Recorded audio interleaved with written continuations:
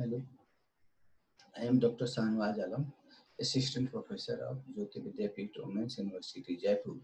Today we discuss about the theory of opportunity cost. Theory of opportunity cost given by the Haberler.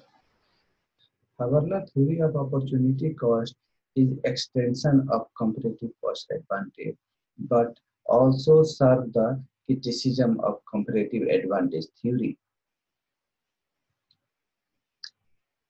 According to the Haberler, labor is the only factor of production, and labor is homogeneous, and labor is used in the same fixed proportions in the production of all the commodities. All this Ricardo assumption is unrealistic. He argued that labor is not the only factor of production, as the commodity are produced in the combination of with other factors such as land, capital, and other resources. Labor is not homogeneous but is heterogeneous, of different kind and different grade, divided into many and non-competitive groups, competing and non-competitive groups. The labor is used to varying the proportions in the production of different commodities, and labor is also substitute for the capitals. ये क्या है? Opportunity cost theory क्या है? Opportunity cost theory comparative cost, Ricardo का comparative cost theory जो है उसका extension है।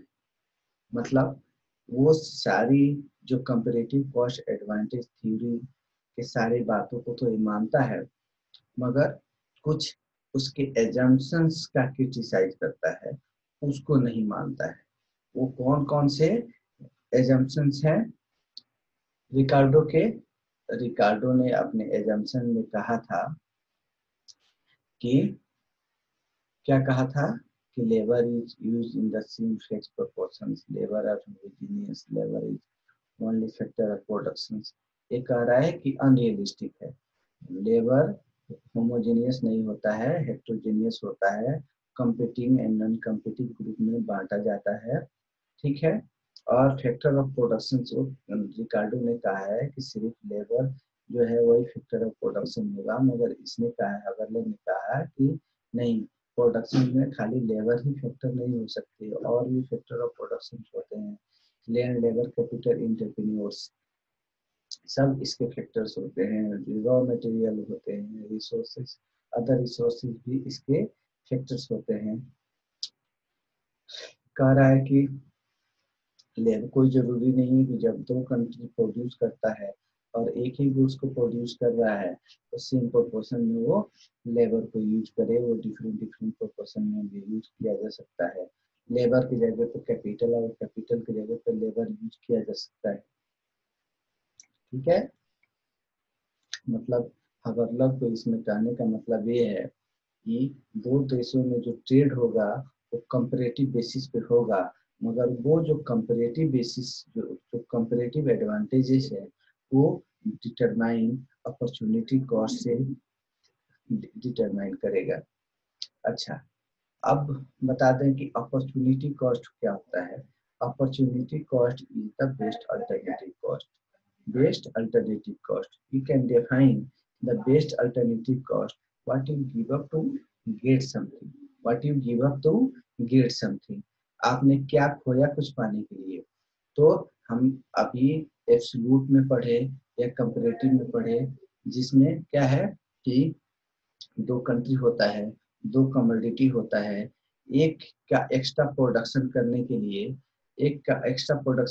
लिए दूसरे का प्रोडक्शन उसको छोड़ना पड़ता है, जिसमें उसका स्पेशलाइजेशन नहीं होता है उसके प्रोडक्शन को छोड़ देता है, और जिसमें उसका एब्सोल्यूट एडवांटेज और स्पेशलाइजेशन होता है उसमें पहले का लेबर भी इसमें इम्प्लाई कर देता है और ओवरऑल प्रोडक्शन इसी में करता है, ठीक है। तो एक का एक्स्ट्रा प्रोडक्शन करने के लिए जो दूसरा प्रोडक्शन छोड़ दिया, सेक्रीफाइस किया, वो दूसरा प्रोडक्शन जो सेक्रीफाइस किया वो होता है अपॉर्चुनिटी कॉस्ट। इसके लिए for the extra production of, suppose there are two country X and Y and there are two commodity, cloth and wine. Suppose country A has absolute advantage in the production of X, or country B has absolute or comparative advantage in commodity of second commodity. So country A has absolute advantage in commodity clothes, then country A should try to export or produce or export of commodity clothes and export to others. ठीक है। और दूसरे में क्या है कि disadvantages है, तो दूसरे को छोड़ेगा तो जो गुड्स क्लोथ है, क्लोथ का एक्स्ट्रा प्रोडक्शन करने के लिए जो वाइन का प्रोडक्शन कंट्री ये छोड़ देता है, दिस इज द अपॉर्चुनिटी। यानी दो गुड्स जो है जिसमें स्पेशलाइजेशन है उसको प्रोड्यूस करने के लिए जो दूसरे का प्रोडक्शन छोड़ देता है वो अपॉर्चुनिटी कॉस्ट है, एक एक्स्ट्रा प्रोडक्शन करने के लिए। अब कह रहा है कि the opportunity cost theory says that if a country can produce either commodity x or Y, the opportunity cost of the commodity X is the amount of the commodity Y of total must be given up in order to get one additional of commodity X। यानी अभी मैं बताया हूँ कि एक का extra production करने के लिए दूसरा प्रोडक्शन कितना छोड़ देता है, कितना सेक्रीफाइस करता है, वो अपॉर्चुनिटी कॉस्ट होता है। The exchange ratio between the two commodities expressed in terms of their opportunity cost, and the concept of opportunity cost has been illustrated in international trade theory with production possibility curve। ठीक है, तो अब production possibility curve से जब हम next session में discuss करेंगे तो हम डिस्कस करेंगे कि इसका एक्सप्लेनेशन कैसे होता है, अपॉर्चुनिटी कॉस्ट का क्या थ्योरी का एक्सप्लेनेशन किस तरह होगा, उसको हम डायग्राम से भी बताएंगे, उसको हम टेबल से भी बताएंगे। ठीक है। अच्छा, जिस तरह जितने भी थ्योरी हमने पढ़ा, एब्सोल्यूट कॉस्ट एडवांटेज थ्योरी पढ़ा, कंपैरेटिव कॉस्ट एडवांटेज थ्योरी पढ़ा, जितने भी पढ़े तो थ्योरी क्या है, वो बेस्ड होते हैं सम assumption पे। The theory of opportunity cost also based on some basic assumptions. First assumption are there are only two country and say A and B, दो कंट्री है और एक कंट्री A और B है। ठीक है, मतलब इसका कहने का, हवर्लर का कहने का मतलब ये है कि दो कंट्री होने चाहिए। Each country poses the two factor of productions, labor and capitals। जो अब दोनों में कितने, पहले क्या था, ये पहले था कि labour is only factor of production, जैसे एब्सोल्यूट में हमने पढ़ा, कंपैरेटिव में पढ़ा, labour is only factor of production. बस इसमें क्या है कि ये कह रहा है कि two factor of production poses in the production functions. ठीक है, labour and capitals. Each country can produce two commodities. ठीक है, दोनों कंट्री जो है वो दो गुड्स प्रोड्यूस कर सकते हैं। ठीक है। अच्छा, जब दोनों प्रोड्यूस कर सकते हैं तो किसको प्रोड्यूस करेगा, यानी दोनों भी कंट्री जिस गुड्स के प्रोडक्शन में कम सेक्रीफाइस करना हो उसको प्रोड्यूस करेगा, और जिसमें ज्यादा सेक्रीफाइस करेगा उसमें कंपैरेटिवली ज्यादा सेक्रीफाइस करेगा तो उसको प्रोड्यूस करना नहीं चाहेगा। ठीक है। अब नेक्स्ट है, there is perfect competition in both the factors and commodity markets। Factor markets और कमोडिटी मार्केट्स में दोनों में परफेक्ट कंपटीशन होता है। व्हाट इज आप, अच्छा सबसे पहले हम बता दें परफेक्ट कंपटीशन क्या होता है।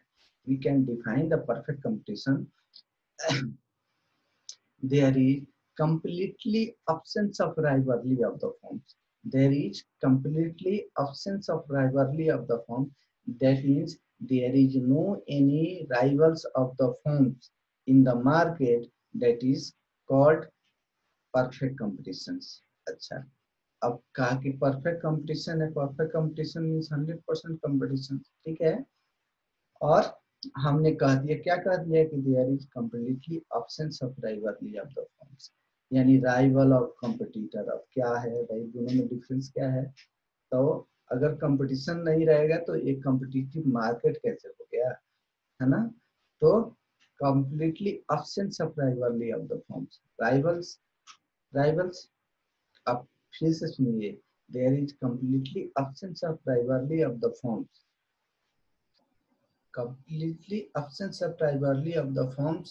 That means there is no any rival firms who give the there is no any firms who give the losses to other firms in the markets. Suppose competitor, दोनों में डिफरेंसेस क्या है? Competition और rival में, competitor और rival में फर्क क्या है? एक एक दो स्टूडेंट है, एक 7 मार्क्स ला रहा है हमेशा और एक 14 मार्क्स ला रहा है, और 7 मार्क्स ट्राई कर रहा है कि उसको 14 आ जाए। तो अगर 7 मार्क्स वाला अगर 12 मार्क्स आ गया, 13 मार्क्स आ गया, तो कोई 14 वाले पे तो फर्क नहीं हुआ, क्योंकि उसको ना उसके बराबरी किया ना उसके पीछे, मगर इसकी पोजीशन हायर हो गई, ठीक है। तो 7 मार्क्स वाला जो स्टूडेंट है वो कंपटीटर है 14 मार्क्स का, मगर कोई स्टूडेंट ऐसा है कि 13 मार्क्स ला रहा है या 13.5 मार्क्स ला रहा है, तो वो 14 वाले को पीछा कर सकता है या उसकी बराबरी भी कर सकता है, एक प्रोबेबिलिटी है, ठीक है। तो हम 13 मार्क्स पाने वाले को राइवल कहेंगे, ठीक है, यानी 13 मार्क्स वाला नुकसान पहुंचाएगा 14 मार्क्स वाले पर। इस परफेक्ट कंपटीशन मार्केट में क्या होता है कि कोई फर्म्स एक दूसरे को लॉस नहीं पहुंचाते हैं, सब अपना अपना बिजनेस करते हैं, किसमें? एवरेज कॉस्ट के। जिसका एवरेज कॉस्ट कम होता है उसका ज्यादा बेनिफिट होता है, जिसका एवरेज कॉस्ट ज्यादा होता है उसको कम बेनिफिट होता है, ठीक है। तो इसमें कोई राइवल फर्म्स नहीं होते हैं। तो कह रहे हैं कि द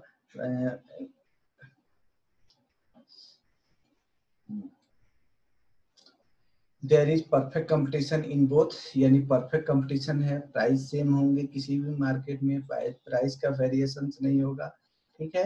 एक सब क्राइटेरिया इसमें शामिल है। नेक्स्ट एजम्पशन है, there is the price of each commodity equals to marginal money cost, यानी प्राइस कितना होगा? Price of each commodity, commodity की प्राइस कितना होगा? ये मार्जिनल मनी कॉस्ट, यानी पैसे हम क्या करते हैं, पैसा खर्च करते हैं तो सेक्रीफाइस करते हैं, और गुड्स परचेज करते हैं तो हम गेन करते हैं। तो गेनिंग और सेक्रीफाइस दोनों इक्विलिब्रियम में होगा, ठीक है, वो इक्विलिब्रियम ही ये कमोडिटी और गुड्स की प्राइस होगी। नेक्स्ट क्या है? नेक्स्ट क्या है?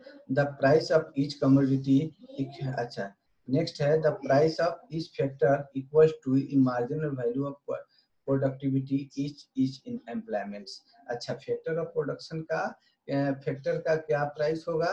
तो उसकी प्रोडक्टिविटी मार्जिनल प्रोडक्टिविटी इफिशियंसी जो है वो, और जो उसको वेजेस मिलते हैं, दोनों इक्विलिब्रियम में होंगे, वो उसका वेज रेट होगा, ठीक है। नेक्स्ट है the supply of each factors is fixed. Next assumption है there is full employment in each country. That means in both the countries all factor of production are fully employed and working at full capacity. Next assumptions, there is no exchange in change in technology. That means the technology are constant during the production periods.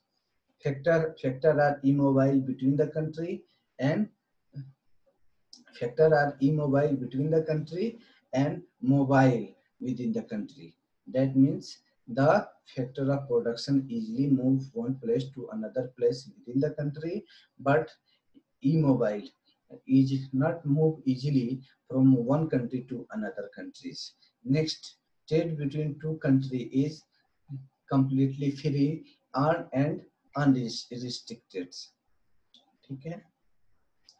In next sessions we discuss about the explanation of opportunity cost theory and their limitations.